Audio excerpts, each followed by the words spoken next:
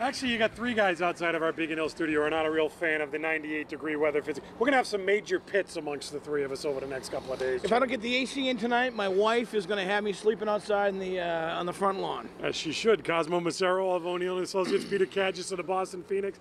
They are the heavy hitters. Cosmo, a longtime Cambridge resident. We're going to get to your former hometown in a few minutes. Sure. First, let's talk about the Roger Clemens trial. I know you're a huge Sox fan. We've argued about Roger Clemens for many years now and the merits of the Rocket. He's acquitted yesterday on all charges, about a day of deliberations. Remember that day when he gave that press conference when he looked terrible? He was drinking the water and he was saying, hey, do you mind if I drink the water? And he was giving the media a hard time. And his lawyers were sitting there kind of letting him twist and wind. And everyone says, oh, Clemens is done. Well, guess what? The joke's on us. Acquitted of all charges. Look, we've said for a long time that the way he conducted himself was pretty lousy. Kind of a bad guy in that regard.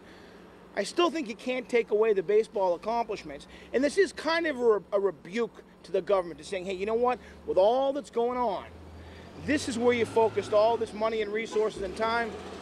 No way. Buzz off. That's what that was. It's not kind of a rebuke. It's a stinging rebuke to the government. I mean, and within several days, first John Edwards, now the Rocket. The federal government, I've said this many times on the show, over-prosecutes. It goes for the headlines. The odds of beating the government are only 10%. They have a lousy case against them. They should have just said, look, we don't have a strong case, we're not prosecuting. But on the other hand, 90% of the people, I would say, in the country think that Clemens did steroids. If you think he did steroids, then you would by nature have to think that he lied in front of Congress. And yet it took him less than 10 hours to acquit him. But they could prove neither. There's still no proof. There's still no proof he did steroids. And by the way, we've all experienced an era in baseball, and that's this pretty long stretch of the steroid era, not just for superstars, but all those guys on the margins, on the bubble in the minor leagues that needed that stuff just to get a chance. Sorry. In other words, when none of the big crooks on Wall Street have been prosecuted for ruining the economy, we're going after Roger Clemens, even if he did lie. If you're the government and you get your butt kicked in a battle of wits by Rusty Hardin, you got to take a good hard look at yourself in the mirror, is what I would say. Let's move on to something a little closer to home and a little more pressing. Your former hometown apparently going to take up the Michael Bloomberg mantra. They're looking to ban soda now, Cosmo. Only a matter of time. I got to tell you, it's nonsense. I mean, if you go into the store... This is Cambridge, by the way. In Cambridge. If you go into the store, you see all variety of sizes of servings. 8 ounces, 16, 12, up and down the spectrum. This is. I'm not surprised that it's first to emerge in Cambridge, in Massachusetts. Otherwise, I would have thought it might be Amherst. It's kind of a typical action from the city of Cambridge, and we'll see where it goes. Hopefully, nowhere. They are a nuclear-free zone, don't you know? Absolutely. It's an outrage. I'll tell you, I'm looking at this very selfishly. About once a week, I go to Bartley's Burger Cottage.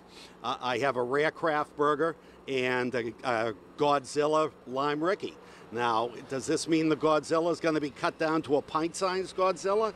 I live for this weekly fix. It's an outrage. The nanny state reigns supreme. Well, you'll have to order 3 Lime Rickies. By the way, I always say to myself, who orders Lime Rickies anymore?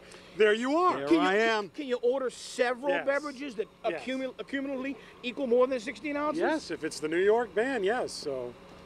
And then can you get a bucket to go with it to pour them into?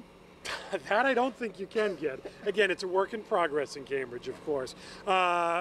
More political for a second. Scott Brown, this Kennedy debate that they've been kicking around. Vicki Kennedy wants him at the Kennedy Institute. Scott Brown says, okay, I'll be in, but here's my demands. I don't want MSNBC sponsoring it. I want some local TV sponsoring it. And I need Vicki Kennedy's assurances that she won't endorse either candidate in this race. Number one, he's the incumbent. He's got the juice to kind of play some games here. Number two, hey, if you were Elizabeth Warren and Fox News wanted to do the debate, would you go on? No, you wouldn't. As far as Vicki Kennedy, is it reasonable that she's not going to go with the Democrat in the election? No. Maybe if she doesn't say anything up to and including the time of the debate, that might be okay. I don't think you can expect her to not get involved afterwards. Yeah, the Vicki Kennedy thing seems like a stretch. I mean, does anyone really think she's going to vote for Scott Brown? Or that her endorsement carries any weight. Good point. It didn't last time. Good point. the MSNBC makes a lot of sense for the reasons Cosmo said. You know, MSNBC. Do you think Brokaw's a shill for MSNBC? I mean, if he's anchoring no, but he said, is it Brokaw they're objecting to, or is it MSNBC? Brokaw's still going to be in. No, so. as long as Brokaw is monitoring, moderating, I think it's fine. MSNBC is as ideological as Fox News is. I got 30 seconds left. Quickly, we're told that John Kerry is going to play Mitt Romney in the mock debates as the president gets ready to debate Mitt Romney. Your thoughts on this weird casting call? The richest, tallest, senator in D.C. playing one of the richest candidates. That makes sense to me. They're both in sport. It makes perfect sense. Look, yeah, Kerry's run for president. He knows the drill. He knows Mitt Romney's record inside out. Plus, who better to deliver the line, I was for health care before I was against it, than Mitt Romney. Absolutely. Cosmo Macero, a man who's regretting that he didn't use that line. Peter Kadges of the Boston Phoenix. Go get those big sodas while you can, boys. They're the heavy hitters. We'll send it back to you guys in Dedham. Actually, we'll do